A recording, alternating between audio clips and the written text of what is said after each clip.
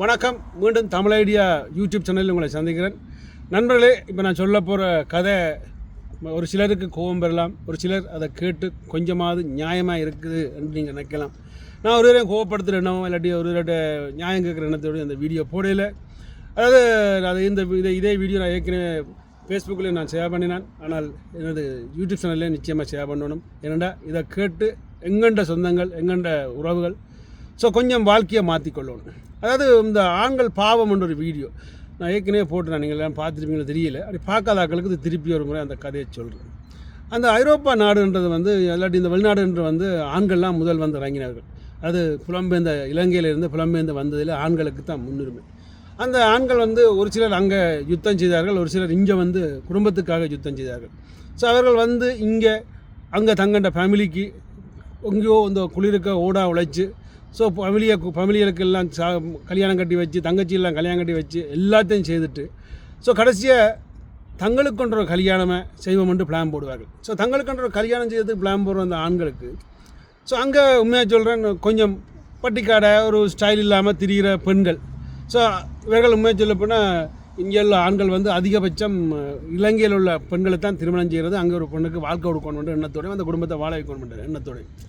ஏற்கனவே இந்த ஆண்மகன் இங்கே சொந்த குடும்பத்தாலேயே நல்லா விராண்டப்பட்டுட்டார். அதாவது அவர் கிடக்கிற சத்தம் எல்லாத்தையும் அந்த சொந்த குடும்பம் உறிஞ்சி இழுத்துட்டுது. ஆனால் அதுக்கு பிறகு ஒரு கல்யாணம் கட்டின உடனே அங்கே ஒரு சாதாரணமான ஒரு குடும்பத்தில் உள்ள ஒரு ஸ்டைல் இல்லாத ஒரு பிள்ளை வரும். இங்கே வந்தால் பிக் மேக்கோ இல்லாட்டி ஹம்பர்கரோ இல்லாட்டி சீஸ் பர்கரோ சாப்பிட தெரியாது, சத்தி வேறு முதல்ல சாப்பிட்டால் சரி. அதே மீறி ஒரு ஸ்டைல் அண்டு இல்லை, சமைக்க தெரியாது, சாரி கட்ட தெரியாது, அப்படி பல விடயங்கள். ஆனால் இந்த ஆண் என்ன செய்வான், எல்லாத்தையும் பழக்குவான், எல்லாத்தையும் செய்வான், தெளிவாக தானே சமைச்சு சேர்ந்து சாப்பிடுவான். அதே ஒரு காலத்தில் பழக்கமாக போய் இவனே ஒரு சமையல்காரனாக இந்த வீட்டுக்கு மாறிடுவான். அப்படி ஒரு காலம் எங்கள்ட ஆண்களுக்கு உண்டு. சரி, அதெல்லாம் போச்சு, குடும்பத்துக்காக செய்கிறாண்டு திருப்பி அந்த வந்த பெண் என்ன செய்வான்டா, ஒருக்கா இந்த தங்கச்சியை கூப்பிட்டு விடுங்க என்று சொல்லும்.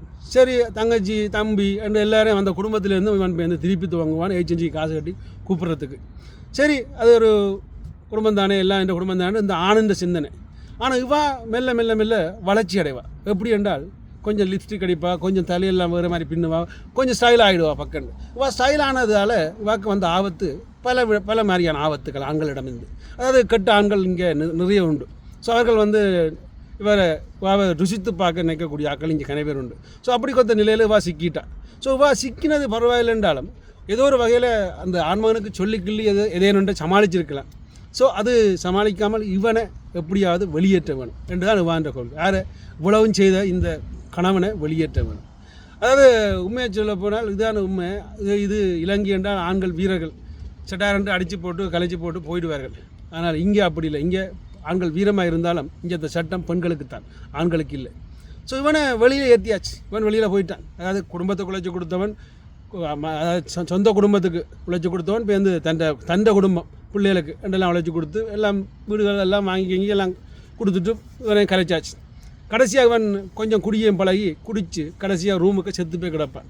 இதில் இந்த கேள்வி என்னென்னா, அந்த ரூமுக்கு செத்து போய் கிடக்கிறவன் இவனை கொல்லி வைக்கிறதுக்கு ஒரு பிள்ளை இல்லை, அந்த பிள்ளையில தாய் விடையில்லை. அதாவது பெரிய ஒரு பிரச்சனை அது. அதாவது அந்த தாய்க்கு என்னென்றால் கோபம் ஒன்று ஒரு பக்கம் என்று சாட்டி அந்த பிள்ளைகளை கொள்ளி வைக்க விடையில் அநாதப்பணமாக கடைசியாக போகிறான். இதுதான் இந்த ஒரு ஆண்கள் பாவம் என்ற ஒரு கதை. அதாவது இந்த விடயத்தில் உங்களோட கருத்துக்களை நீங்கள் பதிவிடுங்கள். அதாவது உங்களுக்கெல்லாம் இருக்கிற சண்டை வேறு விஷயம், ஆனால் அந்த பிள்ளை 2 பேருக்கும் தான் பிறந்தது. அப்போ அந்த பிள்ளை 2 பேருக்கும் பங்கு உண்டதை மறக்காதீங்க. முடிந்தால் இது நியாயமாக அநியாயமானு உங்களோட கருத்துக்களை பதிவிடுங்க. முடிஞ்சவரை இந்த வீடியோ ஷேர் பண்ணுங்கள். நிச்சயமாக இன்னும் பலர் இப்படி இருக்கிறீர்கள், திருந்துங்க. அதாவது குடும்பமாக ஒன்றா வாழ்ந்தால் தான் குடும்ப வாழ்க்கை. அப்படி இல்லாட்டி நீங்கள் வாழ்கிறது நரக வாழ்க்கை. நன்றி, வணக்கம்.